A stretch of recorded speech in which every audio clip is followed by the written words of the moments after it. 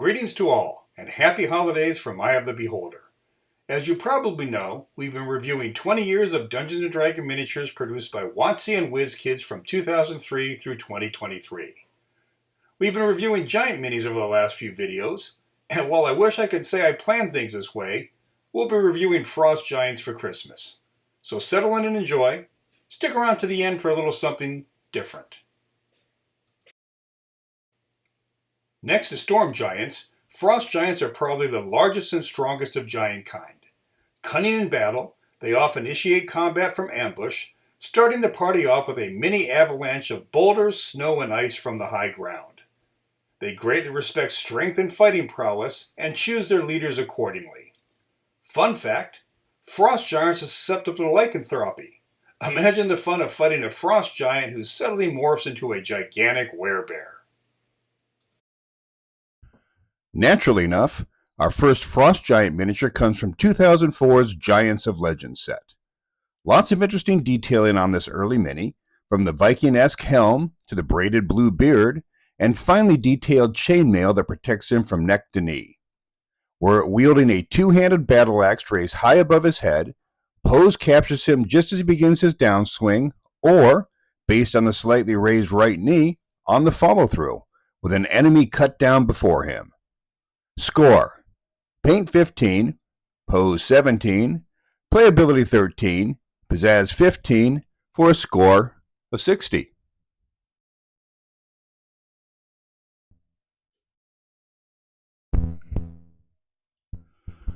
Two years later, we get this mounted Frost Giant from one of my favorite sets, 2006's War of the Dragon Queen. Called a Tundra Scout, this chainmail-clad giant is mounted on a woolly mammoth. He is armed with a spear in his right hand, while his left tightly grips a tuft of hair on the mammoth's head. I love how WotC posed this mini in motion. Note the position of the mammoth's feet, as well as the giant's blue cape trailing behind. This duel is ponderously moving across the tundra with purpose. Finally, note the runes carved on the mammoth's tusks. Score: Paint 22, Pose 25, Playability 13, you'll see why shortly, Pizzazz 25, for a score of 85.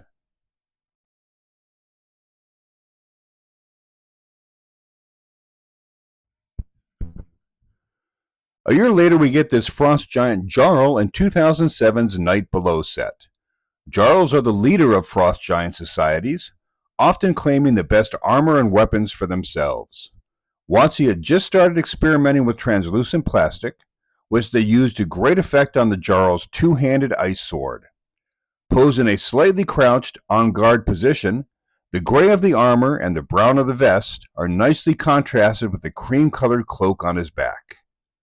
Score: Paint 17, Pose 17, Playability 13, Pizzazz 19, for a score of 66.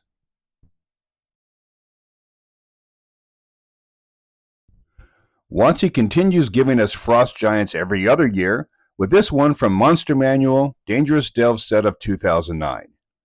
Based on the positioning of his armor, this guy favors attacking with his left side to his adversary. Note how only the left arm and hip are protected with armor. Otherwise clad in thick brown furs and armed with an ice axe of translucent blue, he is poised to deliver a sweeping blow to his foe. Score: Paint 15, Pose 16, Playability 13, Pizzazz 15, for a score of 59.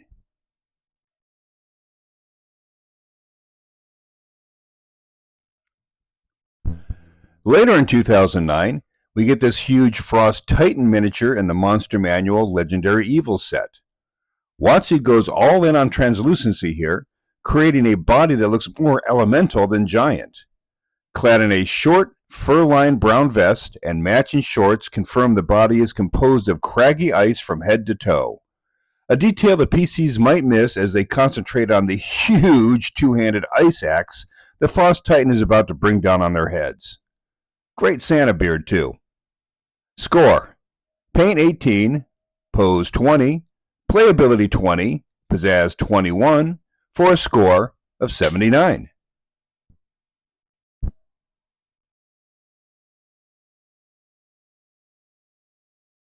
WizKids gives us their first Frost Giant in their first set, 2014's Tyranny of Dragons. Blue of skin, brown of clothing, and white of beard and boots, he is posed with axe in one hand and a shield in the other. I do like how the horns on his helm are uniquely mounted, perpendicular to the body. I can see how this giant could use them in battle to scare an opponent with a sideways headbutt. Score: Paint 13, Pose 14, Playability 13, Pizzazz 13, for a score of 53.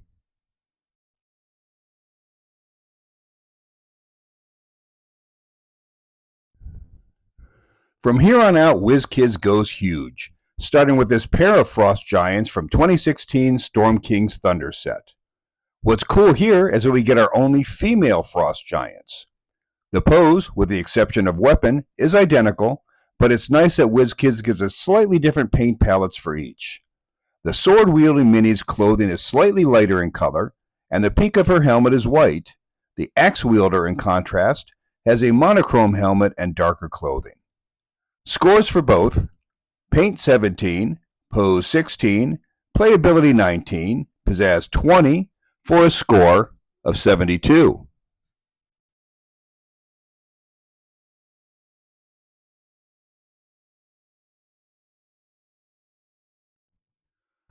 Also from Storm King's Thunder, we get this named Frost Giant, Harshnag. An anomaly among Frost Giants, he was exiled for being too nice, and eventually made his way to Waterdeep and joined the Grey Hands. This pose doesn't look too genteel to me, though, charging forward with an axe in each hand and a battle cry on his lips. Wearing his trademark dragon skull helm, he is clad in leather and chainmail, along with fur leg warmers. Overall, not an exact match to the book description, but cool nonetheless, so score is: Paint 16, Pose 18, Playability 20, Pizzazz 21, for a score of 75.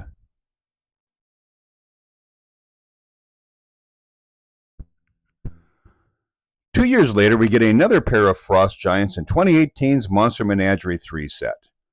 Similar to the female pair we got a couple years back, pose is identical with the exception of weaponry, and again we get a slight color difference in the clothing. Brown tunic and boots for the axe wielder, gray for the sword guy. I do like the detail of the golden belt and bracers, as well as the nice touch of using dragon skulls as shoulder armor. All in all, slightly better detailing than the female sets. Score: Paint 18, Pose 17, Playability 19, Pizzazz 20, for a score of 74.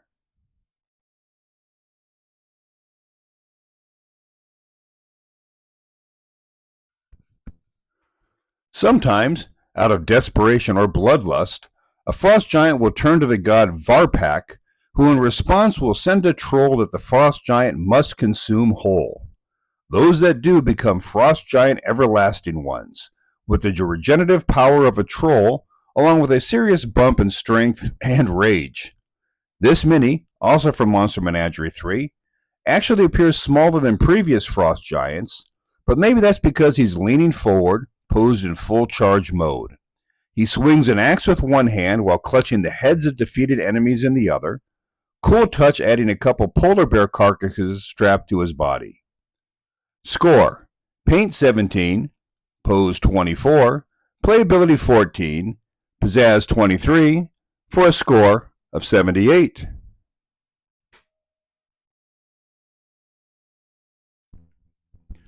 Of course, we get a Frost Giant miniature in 2020's Icewind Dale Rime of the Frost Maiden set.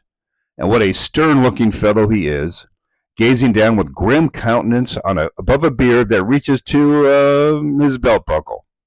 This is by far the best facial detailing we've seen. Note the eyebrows.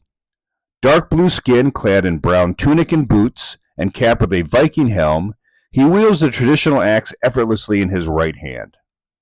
Score: Paint 18, Pose 21, Playability 23, Pizzazz 20, for a score of 82.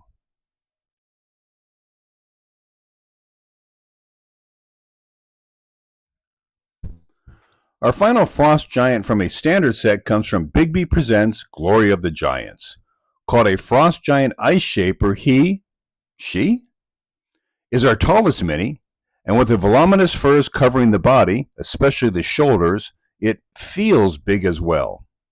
Seriously, the detailing on the different fur textures and colors here is amazing, and I like that it has a drinking horn on its belt.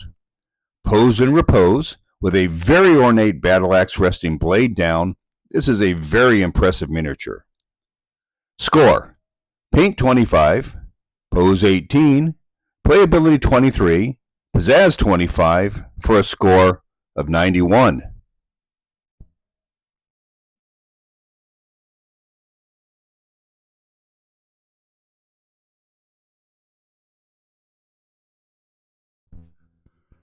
I admit it, I cheated a bit on the order here, but I wanted to save this frost giant for last, as it was a premium miniature from 2021's Snowbound set. What's so special, you ask? I mean, the ridiculously long wooden spear is impressive, as is the net bag he carries in his left hand, in which appears to have a carcass of a saber-toothed lion. Well, first off, he comes with a friend.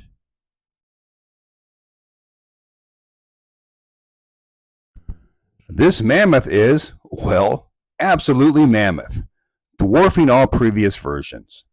The size really allows for the fur detailing to stand out, as well as the rope wrapped around his tusks. But wait, there's more. We get a second lower body for the frost giant. The torso detaches and, voila, we get a mounted version. Once mounted, the true size and power of this miniature is revealed. Remember the Tundra Scout from earlier? Here they are side by side. It looks puny in comparison.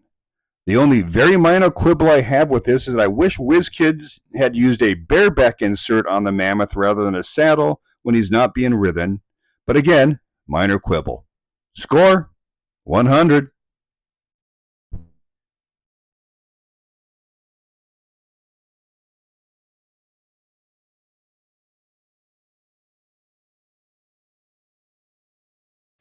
And on that high note, we're finished with frost giants. We'll be moving from frost giants to hill giants with our next video. As always, please feel free to leave a comment and even subscribe if you like what you see. Thanks as always for watching Eye of the Beholder, and in honor of the season, And a very Merry Christmas to all. And to all, a good night.